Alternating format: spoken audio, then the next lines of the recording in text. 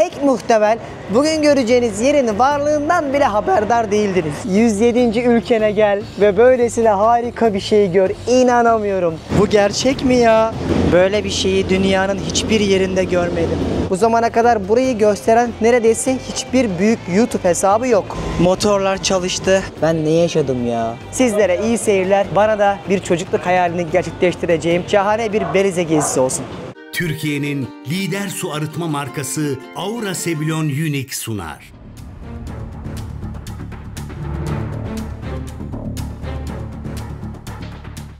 Allah'ım, başlıyor. Uçağa biniyoruz. İnanılmaz. Kalbim yerinden çıkacak. Gidiyoruz. Ve geldik. Uzaktan görüyorum.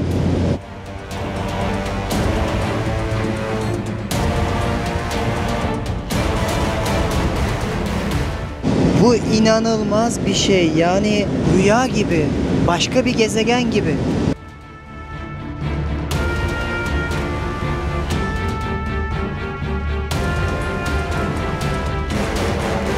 Bu gerçek mi ya? Net bir şey söylemek istiyorum. Bu kadar güzelini sanırım hiçbir yerde görmedim.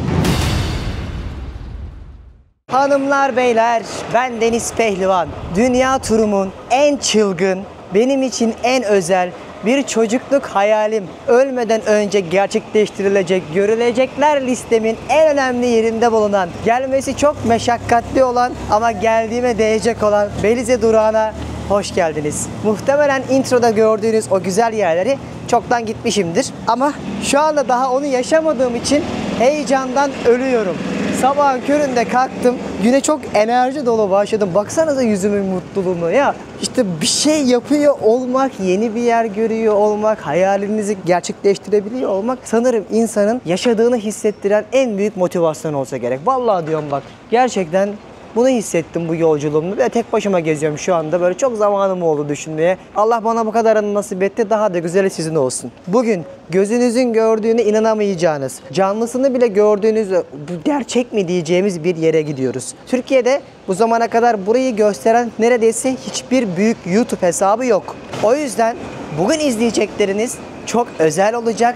Türkçe içerik anlamında da sizlere dev rehber olacak. Pek muhtemel bugün göreceğiniz yerin varlığından bile haberdar değildiniz. İşte dostlarım, o yüzden sonuna kadar izleyeceğiniz harika bir Belize'nin Great Blue Hole, yani dünyada muadili olmayan en büyük obruklarından bir tanesinin suyla dolmuş, okyanusa dolmuş bir halini sizlere göstereceğim. Buraya çok zor geldim. İlk bölümü izleyenler biliyorlar. O yüzden video başlamadan önce kanala abone olup bildirimleri açarsanız, bir de bana iyi yolculuklar, iyi geziler, iyi seyahatler gibi artık ne istiyorsanız gönlünüzden geçen yorumlar kısmına yazıp videoyu beğenirseniz, bu parayla olmuyor. Telefondan ya da tabletten girip bir yerin peşinde hesabını yapabiliyorsunuz, çok basit. Televizyondan yapmayın, yarıda kesilebiliyor çünkü. Çok mutlu olurum. Benim için en büyük destek bu olur. Çünkü benim işim bu. O yüzden kemerlerinizi bağlayın. Size bu yolculuğumu baştan sona anlatmıştım önceki bölümde. Şimdi ise yaşama vakti geldi. Sizlere iyi seyirler. Bana da bir çocukluk hayalini gerçekleştireceğim şahane bir Belize gezisi olsun. Gezimiz Aura Sebilon su arıtma cihazının desteğiyle başlıyor. Şu anda San Pedro adında bir adadayım. Bu adanın tamamında böyle buggy'lerle ulaşım sağlıyorlar. Böyle bir şey hiç görmemiştim daha önce. Bu kadar çok buggy ile ulaşım sağlanan bir adayı. Gürültünün sebebi de o. Bu ülkede 3 tane önemli yer var. Belize City burası ve Caye Caulker adında bir yer var. Şimdi bu adalar niye önemli? Burada dünyanın en büyük resif hatlarından bir tanesi var. İnsanlar buraya dalışa geliyorlar. Aynı zamanda benim de şimdi gideceğim Great Blue Hole'u görmeye gidiyorlar. Ama hiç gelişmemiş bir yer. Gerçekten hem ülke tehlikeli, yani yoksullukta dünyada 94. sırada, bununla beraber her 100.000 kişide 800 müydü 600 müydü ne soyulma, hırsızlık, gasp vakası var. Özellikle başkent Belize'de. O yüzden burası iyi gibi görünse de aslında çok tehlikeli bir ülke. Gelir adaletsizliğinin had safhada olduğu, bu kadar yeşil bir tabiatın içinde masmavi denizi olmasına rağmen. O yüzden ülkeyi gezmek zor, meşakkatli, pahalı. İnsanlar da en çok buralara geliyor. Daha güvenli olduğu için. Ama gerçekten ada olarak Doğası güzel olabilir eyvallah ama merkezi rezalet. Kahvaltıya gidiyorum. Bir uçak aldım. Bu tura uçakla yapacağız. Tepeden göreceğiz. Ama ne yiyeceğim bilmiyorum. İnternetten bakarım. Çünkü ben de birçok yere gittiğimde internetten bakarak gidiyorum. İnternetten bakıyorum da ben yurt dışında interneti nasıl çözüyorum? Türkiye'deki hattımı mı kullanıyorum? Gittiğim yerde hep ne yapıyorum? Her sınırı geçer geçmez hat mı alıyorum? Tabii ki böyle bir şey mümkün değil. Ne yapıyorum? Gelin anlatayım. Muhtemelen çok büyük kısmınız bunun varlığından bile haberdar değilsiniz. Bakın bu uygulamayı kullanıyorum. eSIM.io. Bu uygulama bir eSIM uygulaması. Dünyanın 160'tan fazla ülkesine gittiğinizde aldığınız bir numarayı her yerde kullanabiliyorsunuz. Ve sistem şöyle işliyor. Uygulamayı indiriyorsunuz. Hiçbir şekilde fiziki kart kullanmanıza gerek kalmadan hücresel kısmından hattınızı etkinleştiriyorsunuz. Artık bu sizin eSIM hattım oluyor. Gittiğiniz ülkede anında otomatik sinyalini alıyor. Mesela ben Meksika'dan Belize'ye geldim. Belize'ye gelince hat mı aldım? Hayır, yine bu eSIM.io'yu kullandım. Daha sınırdan geçer geçmez internetimi aktif ettim ve İster o megabayt başı ücretten, isterseniz gittiğiniz ülkedeki paketlerden alıp kullanabiliyordunuz. Ben de bunu yapıyorum zaten. Ne oldu? Sınırdan geçtiğim andan itibaren internete bağlanabildim ve bu şekilde hem iletişim kurabildim, hem yolculuk yapabildim, hem nereye gideceğimi biliyordum. O yüzden bu uygulamanın bir de en güzel yanı, diyelim ki megabayt başı değil, ülkedeki paket başı ödemek istiyorsunuz. Diyelim Meksika'ya gittiniz, İtalya'ya gittiniz, Paris'e gittiniz, Fransa'ya. Diyelim 5 GB şu kadar para, 10 GB bu kadar para şeklinde alabiliyorsunuz. Bir sürü de paketi var. Bu sayede her gittiğiniz ülkede pasaportu vereyim, sim kart alayım, para ödeyeyim uğraşmıyorsunuz. Hem çok pratik, hem çok hızlı bir şekilde çalışıyor, hem de dünyanın 160'dan fazla ülkesini tek bir eSIM numaranızla kullanabiliyorsunuz. İşte bu şekilde siz de dünyanın 160'tan fazla ülkesine gittiğinizde eSIM.io'yu indirip dünyanın dört bir yanında iletişim kurabilirsiniz. Hatta Hayal 2 kodunu kullanarak $2 hediyeli bir şekilde eSIM.io'yu hemen kullanmaya başlayabilirsiniz. Detayları açıklamaya bırakırım. Oradan bakarsanız kendilerine de bu gezime sponsor oldukları için teşekkür ediyorum. Ben şu ana kadar birçok kez kullandım. Kullandığım için de görüyorsunuz zaten. Gönül rahatlığıyla sizlerle de paylaşıyorum. Çok acıktım. Kahvaltıyla başlayalım hadi. O kadar size internet dedim. Restoranları böyle bu şekilde buluyorum işte. Bak yumurtacı yazdım. Şurada biraz restoran var. Yumurta yiyeceğim. Canım yumurta çekti. Sucuklu mu? Tabii ki yumurta. Aha. 1. aydan sonra başladı yine. Bu yemek olayı gerçekten bence yurt dışında hepimizin en çok özlediği şey. Restoran buldum, kahvaltı yaparım. Ondan sonra 12.30'da uçağım var. Uçağa doğru koşturmaya başlamama gerek yok. Çünkü uçak zaten şurada o taksi durağının arkasında. O kadar yakın bir havalimanı kurmuşlar. Her şey yürüme mesafesinde, minicik bir adadayız. Burası çok ilginç bir yer. Temiz mi, pis mi anlayamadığım bir ada çıktı aslında dostlar. Bak dün burada boya kutlaması vardı. Her yere boya yapmış çocuklar. Şurada dayım etrafı temizliyor. San Pedro tabelasının önünde rüzgarlı bir gün. Şöyle pet şişeleri toplamışlar sosyal sorumluluk mesajı vermek için. Hi, how are you? Good? What a nice weather, huh? What were they celebrating here yesterday? Carnival. For what? Like the spring carnival? Colorful carnival? They just like throw paint on each other and like celebrate like a carnival thing. Like for the children.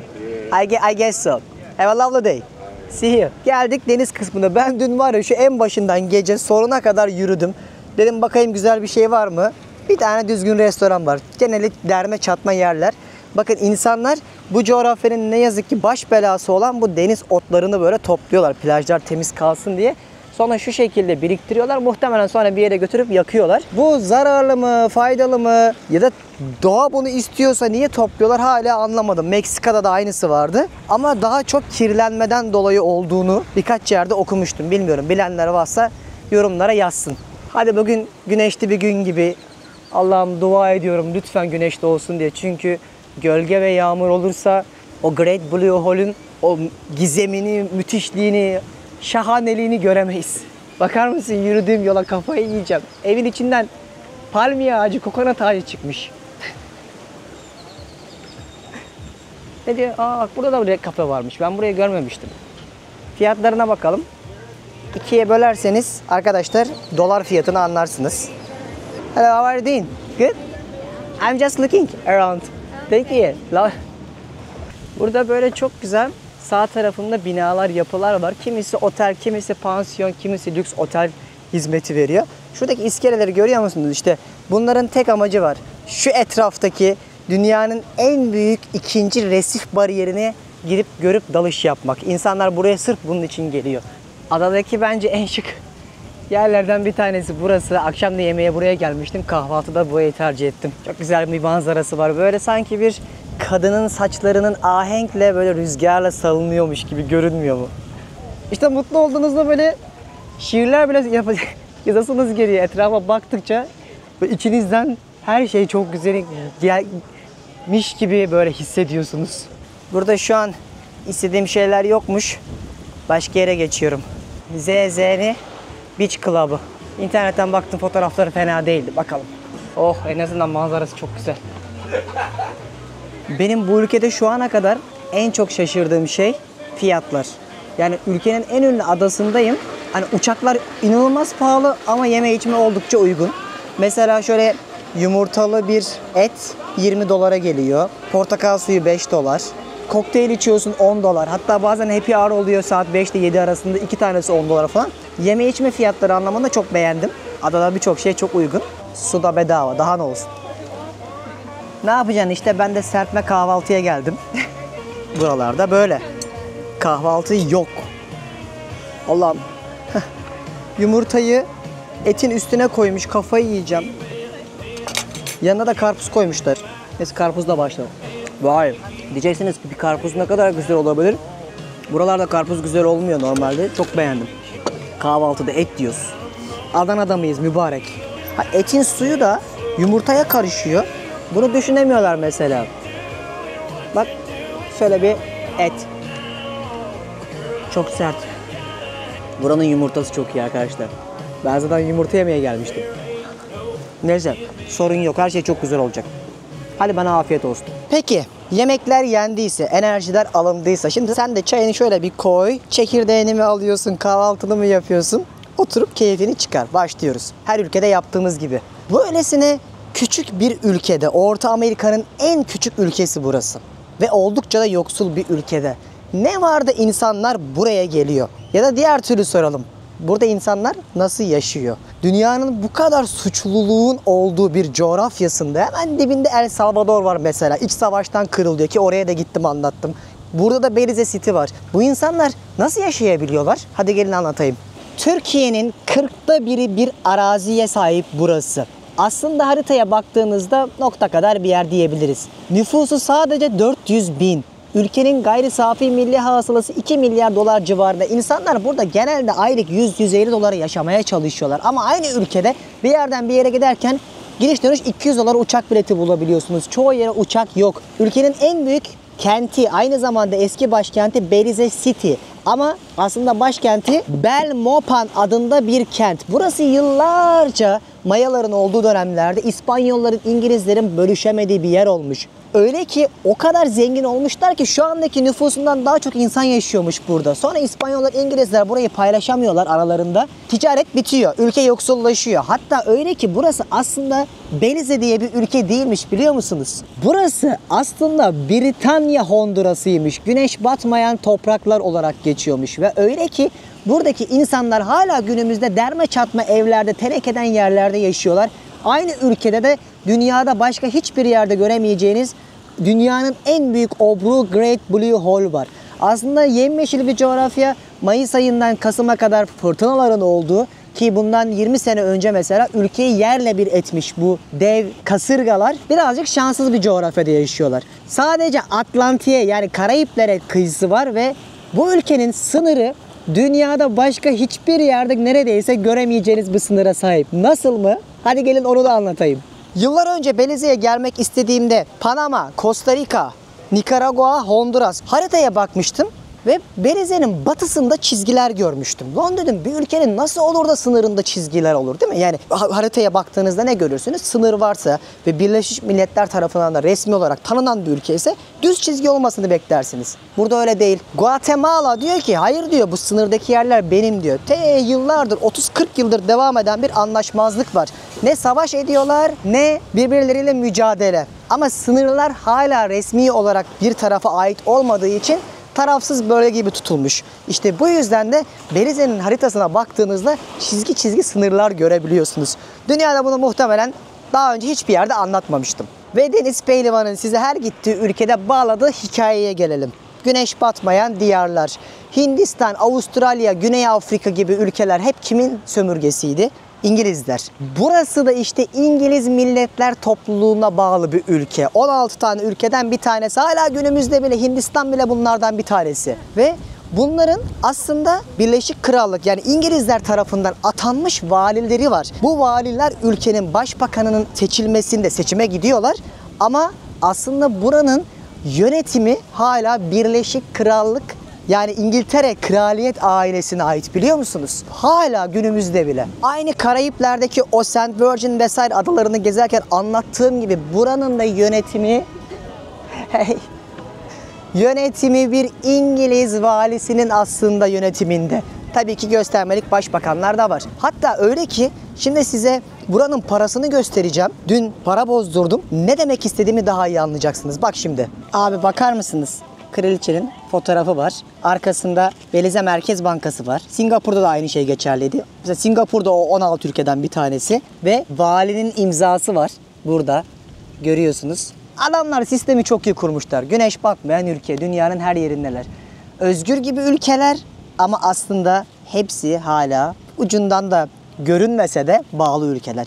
Belize de işte onlardan bir tanesi. Parada bile bunun etkisini görebiliyorsun. İşte insan dünyayı gezdikçe neyi öğreniyor biliyor musunuz? Sen ben mahallede birbirimizle kavga edip çocuklarımıza tabiri caizse hani birbirleriyle yarıştırırken elin oğlu dünyada çoktan neleri kurmuş. Bankacılık sistemleri, yönetimler, idari yapılar, aklınıza gelebilecek her şeyi. O yüzden dünya insanı olmak lazım işte. Dünyayı gezin dememin en büyük sebeplerinden bir tanesi fırsatları kaçırıyorsunuz. Bir haber yaşıyorsunuz ve dünyanın gerçekleriyle ilgili birçoğunuz ne yazık ki tecrübe sahibi değilsiniz. İşte bu insanların çocukları dünyanın dört bir yanını gezdikleri için her yer ellerinin avucu gibi bilip çok rahat ticaret de yapabiliyorlar. Para da kazanıyorlar, kendi benliklerini de buluyorlar. Şimdi konumuzun sömürgecilikle alakası yok. Ben ucundan bunu söylemeye çalışıyorum aslında ama dünyayı anlamakla alakası var. Daha global, daha küresel düşünüp biz de çocuklarımızı dünyaya hakim olabilecekleri ticaret ağları kurup, dünyayı anlayacakları yazılım şirketleri kurup gerçekten 7 kıtaya yaymamız lazım. Bu adamlar da işte Almanı, Fransızı, Kanadalısı, Avustralyalısı, Amerikalısı her yerde görüyorum. Hiç Türk görmüyorum. Üzüldüğüm için de bunu söylüyorum. Bu adamlar da zamanında gelmişler, buraları kurmuşlar. Şu anda ticaret de yapıyorlar, paralarına kadar basıyorlar. Bu arada sömürgecilik dünyadaki en rezil şeylerden birisidir. Asla sakın söylediklerimi çarptırılmasın diye söylüyorum. Benim demek istediğim, şurada biraz önce biraz yürüyüş yaptım. Bir tane Türk yok ya. Günlerdir Türkiye hasretim. Gezmediğimiz için işte dünyadan bir haber yaşıyoruz. Konumuza dönelim. İngilizler burayı çok mu seviyor? Hayır. Burada maden yok. Yeraltı kaynağı yok. Burası finans, sözde offshore bankacılık sistemiyle zenginleşmiş bir yer. Gelir adaletsizliğinin had safhada olduğu bir coğrafyada daha çok genelde böyle hesapları, paraları aklayabilmek, transfer edebilmek için ülkeler kullanırlar. Denetlenmez, rahat rahat bu paraları da bir şekilde hareket ettirebilirsiniz. İşte buranın asıl gelir kalemlerinin oluştuğu nokta da bu.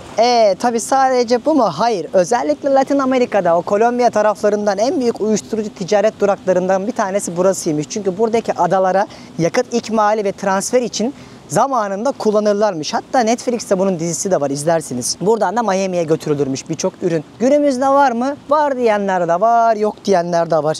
Daha çok böyle adalara getirilip buradan tekneler, jet skiler, sürat motorlara dağıtılıyormuş. Muş ama bak bunların hiçbir tanesi kanıtla gösterilmiş şeyler değil. Buranın insanları kimmiş peki? Yine Mayalar. Zamanında buraya İspanyollar 1500'de geldikleri zaman her şeylerini sömürüyorlar. Çok büyük savaşlar geçiriyorlar ve İspanyollar ve İngilizler bir şekilde burayı bölüşemiyorlar.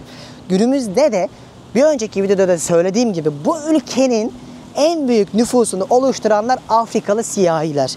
İspanyollar ne yapmış? Önce bir yere gitmiş, istila etmiş, sömürmek için adam lazımmış. Adamları da Afrika'dan getirip çalıştırmışlar. İşte Belize'nin özellikle merkezinde göreceğiniz Afrikalılar buraya köle olarak getiren insanların aslında torunları. İşte günümüzün Belize'sine dönecek olursak 1981'de artık ben ülkeyim diyen Belize günümüzde dünyanın en uzun ikinci resifler bölgesi. 300 kilometre kadar Avustralya'daki büyük resiflerden sonra gelen en uzun bu hattır dünyadaki.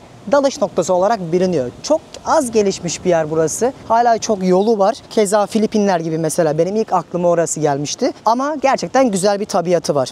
Yeşil bir coğrafya, masmavi deniz ve suyun altındaki rengarenk resifleriyle öne çıkıyor. O yüzden de turizmde şu anda mücadele vermeye çalışan ve kendini aynı zamanda güvenli bir destinasyon olarak en azından Amerikalı ve Kanadalılar için ispatlamaya çalışan bir yer. İşte bugün artık hikayemiz tamamsa bu resiflerin ortasında dünyanın en büyük çukuru olan Great Blue Hole'u birlikte göreceğiz. Bir ülkeyi anlamadan bir yer gezilmezdi. Önce girişini yapmam gerekiyordu. O yüzden umarım beğenmişsinizdir. Güzel yorumlarınızı ve beğenilerinizi bekliyorum. Bak çok emek verdim bu sıcakta. Telefondan ya da tabletten girip hadi sen ne düşünüyorsun bu ülke hakkında ya da bundan sonra nereye gideyim ya da bir sorun varsa ya da bir teşekkür olarak yorum kısmına yazıp videoyu beğenirsen çok sevinirim. Bu senin için 5 saniyelik bir şey ama benim için çok kıymetli. Velhasıl kelam işte böyle bir coğrafyanın içerisindeki bu güzide yeri şimdi görmeye gidiyoruz.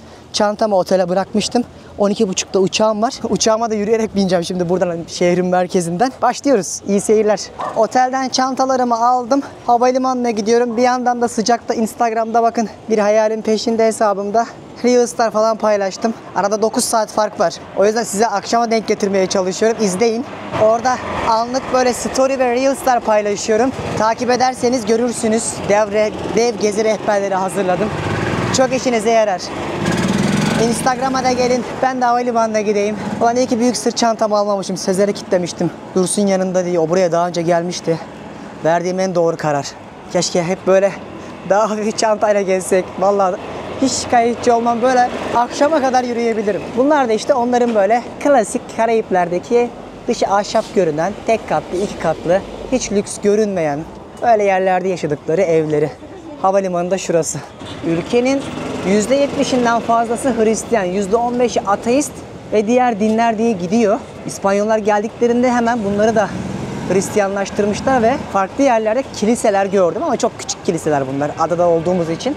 Havalimanı yoluna gidiyor. Şu an bakar mısınız? Burası bir havalimanının önü. Bak birazdan ne göreceksiniz. Hey! Her yerde bunlar var. Golf arabaları ve benim gideceğim firma bu. Tropic Air. Bu ülkenin en büyük havayolu şirketi.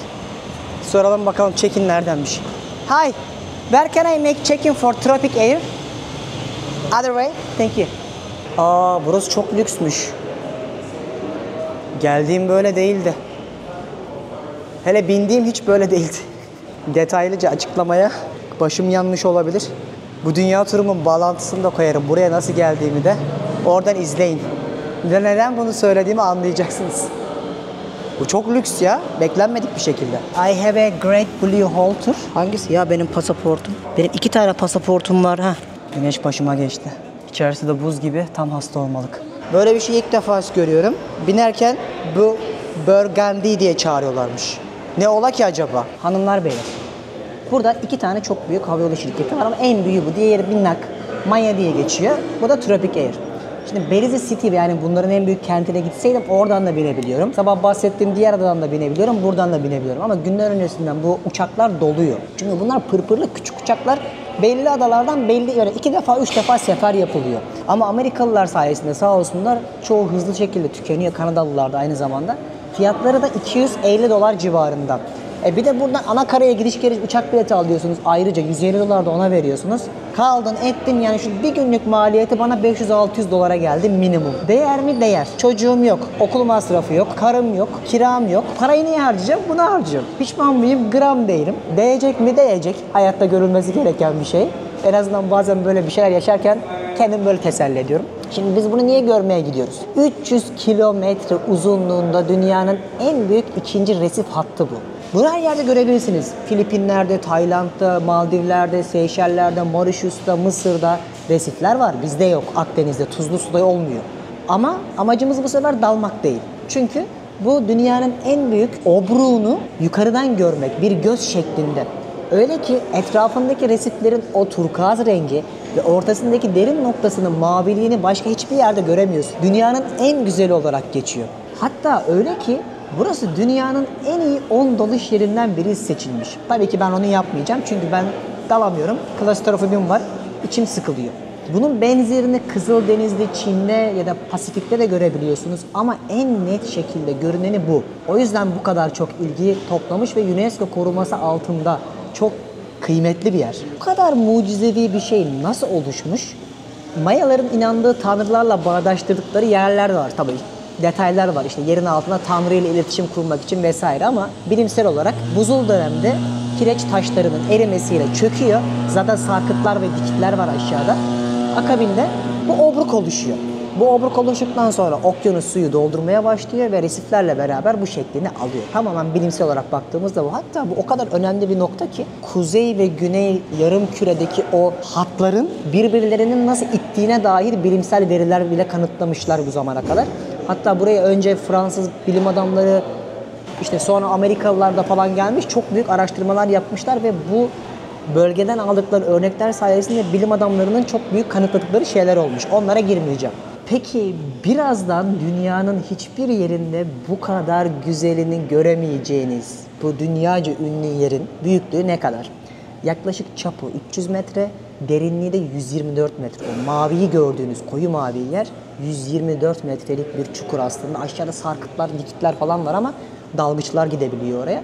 Buralardan kalkan teknelerle de gidebiliyorsunuz. Böyle günlük turlar var. 2 saat sürüyor. Sadece gitmesi. Daha çok resiflere dalabiliyorsunuz. O deliğin olduğu yere, obruğun merkezine de büyük profesyonel dalgıçsanız inebiliyorsunuz. Bu kısmına geçtik. Burayı da anlattık. Ne kaldı? Vallahi var ya şunu anlatmam. Bak buraya gelmem 3 gün 4 gün sürdü. Bunları araştırmam 3 gün sürdü. Sizin bu videoyu izlemeniz en fazla 1 saat sürecek. Tek kişilik dev kadro. Arkada da Göksel var bütün bu videoları yapan. Bazen mutlu oluyorum. Hani şey var ya geçmişteki böyle fotoğraflarınıza, videolarınıza bakmak istersiniz de böyle ailenizde, anneniz, babanız böyle size evlilik şeylerini gösterir fotoğraflarının. Bir video bile yoktur birçoğunda. Düşünsene benim hayatımın bütün kaydı burada. Ya ben ileride çocuğuma baba sen nasıldın, ne yaptın dese mesela bunların hepsini gösterebileceğim. Ve bunu bundan önceki milyarlarca insanın neredeyse %99.9'u yaşamadı. Bu son 20 yılda olan bir şey.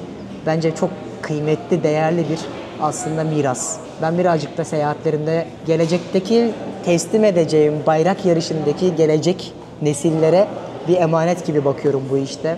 Yüzlerimiz değişecek ama bu anılar hayatımız boyunca kalacak. Heyecanlıyız. Başlıyoruz. Bizden önce kalkacak bir uçak yolcularını almaya başladı. Hadi bakalım gazanız mübarek olsun abiler. Havalimanının içerisinde bir tane de böyle resif örneğini koymuşlar. Dokunmayın yazıyor.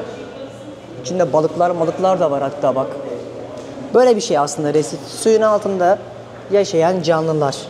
Tamamen. Ve bunlar biterse deniz bitiyor biliyor musunuz? Okyanuslar bitiyor ve oksijenimizin %70'inden fazlasını biz aslında okyanuslardan sağlıyoruz. O yüzden bu kadar önemli bu resifler. Zarar gelmesin diye ellerinden geleni yapıyorlar böyle kıymetini bilen ülkelerde. Çok mutluyum ya. Daha iyisi sizin olsun. Bu mutluluğu özlemişim. Mutluluk böyle bir şey miydi ya da diye düşünüyorum. Bir zamanlar böyle hatırlarsınız ama nasıl bir şey olduğunu unutursunuz ya. İşte ben unuttuğum şeyi şu an yaşıyorum. Allah'ım. Başlıyor. Uçağa biniyoruz. Hadi bakalım. İşte bu pırpırlı uçaklarla görebiliyorsunuz her yeri. Bizimkisi de şunlardan bir tanesi. Herkes diyor, zaten diyor cam kenarına oturacak diyor. Thank you. Everybody takes a window seat, so you can go ahead and take a window seat, guys. There you go. Thank you very much. Hadi bakalım, biniyoruz uçağa. İnanılmaz. Ben en arkaya bineceğim ya. Çünkü şuraya bindiğinde buradan çekim yaparken kanatı görüyor, net göremem. Buradan gidersem net görebilirim, öyle yazıyor. Ya da en arkadan. Evet arkadaşlar, uçağımıza hoş geldiniz. Uçağımız 5 kişiden oluşuyor. Ve motorlar çalıştı. İyi seyirler. Kalbim yerinden çıkacak. Gidiyoruz. Böyle 10 kişilik bir uçak. Ön tarafta da oturuluyor mu bilmiyorum. Şöyle başladık. Burada böyle bir dünya küçük uçaklar var.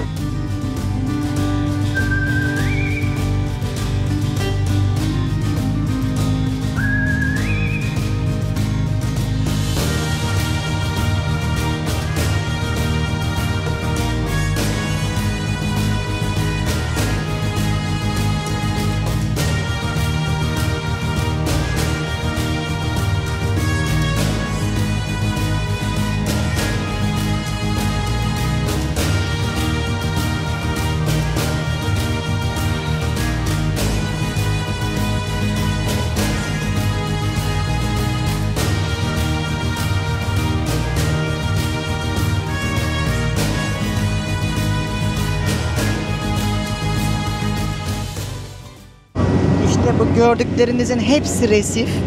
Setin başladığı yer. Sonra okyanus tam anlamıyla derinleşmeye başlıyor. Harika.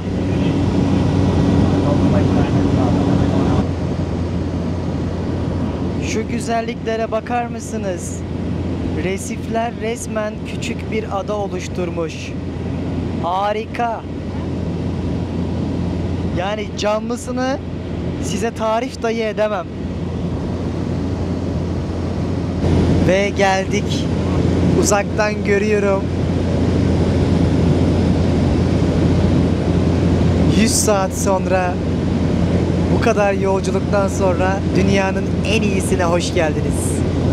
Şu an net bir şey söylemek istiyorum.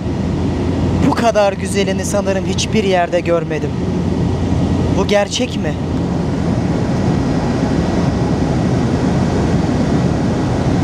Bu inanılmaz bir şey. Yani rüya gibi, başka bir gezegen gibi. Bu gerçek mi ya? Böyle bir şeyi dünyanın hiçbir yerinde görmedim. Yani mavi, turkuaz, kahverengi, her tonu görebiliyorsunuz bu dev bölgede. Yani bu kadar büyüğünü hiçbir yerde görmedim.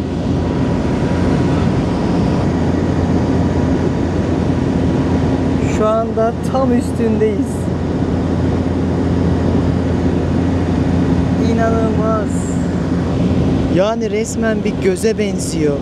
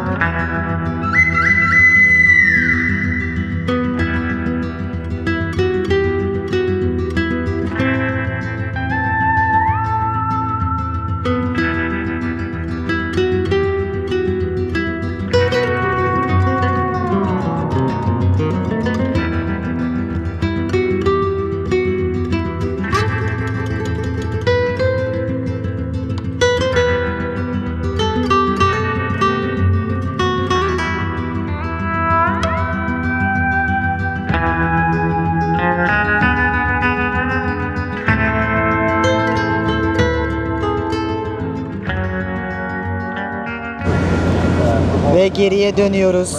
İnince yorumlayacağım. Bir mucizevi manzarayı gördük. İnsanın nutku tutuluyor. Gerçek anlamda anlayamıyorsunuz. Yani bir yer nasıl bu kadar çizilmiş gibi olabilir? Harika. Dünyada ne güzel yerler var.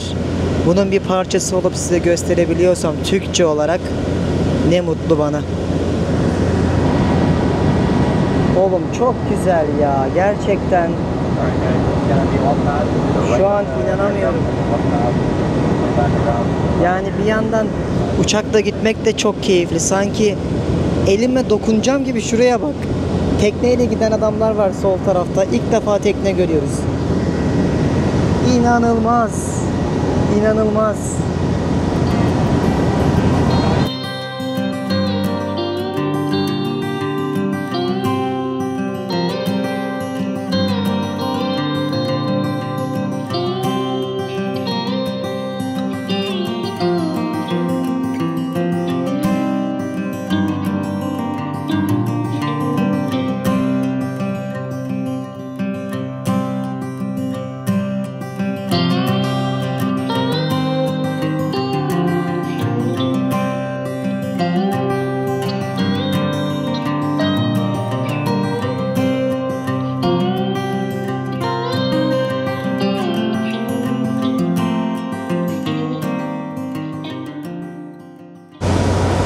Ve geriye döndük. Çok fena iniyor var ya. İnişi çok kötü ya. Allah Allah Allah Allah. Allah çok korkutucu. Vaa! Şunlarda korktuğum kadar hiçbir uçakta korkmadım. Neyse şükür. Baksanıza havalimanının dibinde evler var. Ve kalbin çıkarcasına bunu da yaşadım Deniz Pehlivan. Ne kaldı gelsin bakalım sıradaki. Merak ediyorum. Gönder abi bizim körüğümüzü. Teşekkürler. Harikaydı, harika. Sen 107. ülkene gel ve böylesine harika bir şey gör. İnanamıyorum. Daha güzelleri sizlere nasip olsun.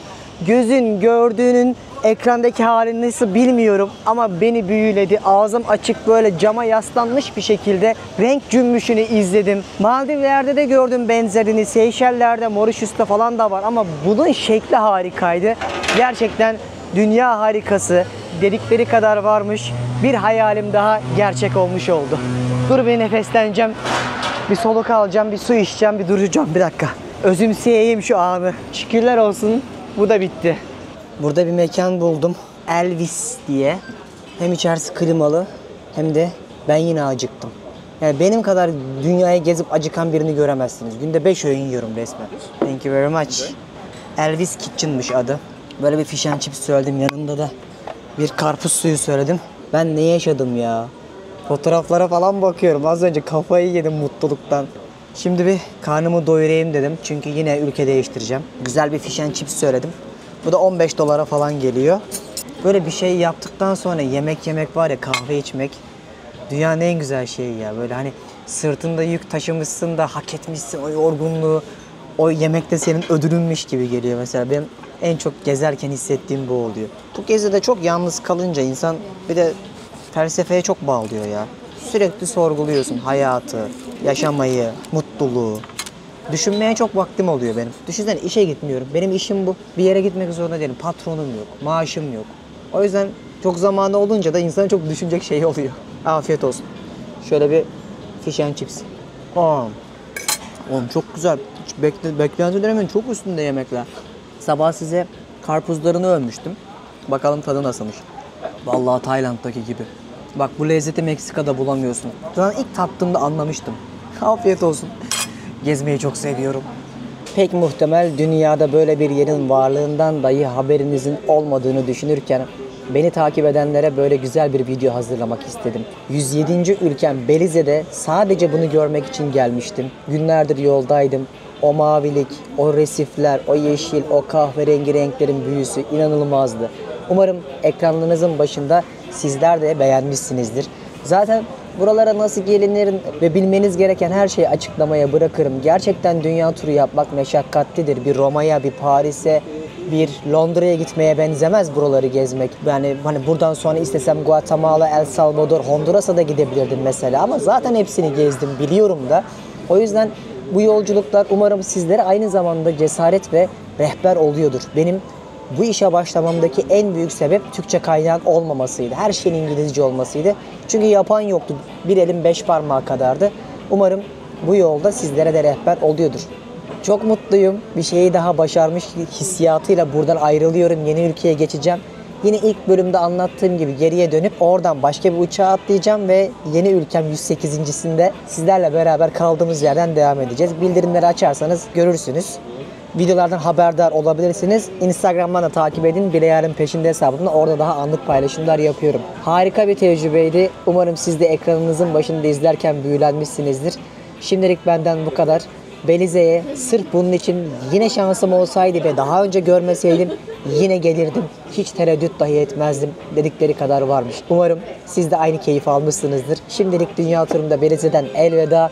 Bir sonraki ülke 108.de görüşmek üzere. Kendinize çok iyi bakın. Hoşçakalın. Bay bay. Türkiye'nin lider su arıtma markası Aura Sebilon Unique sundu.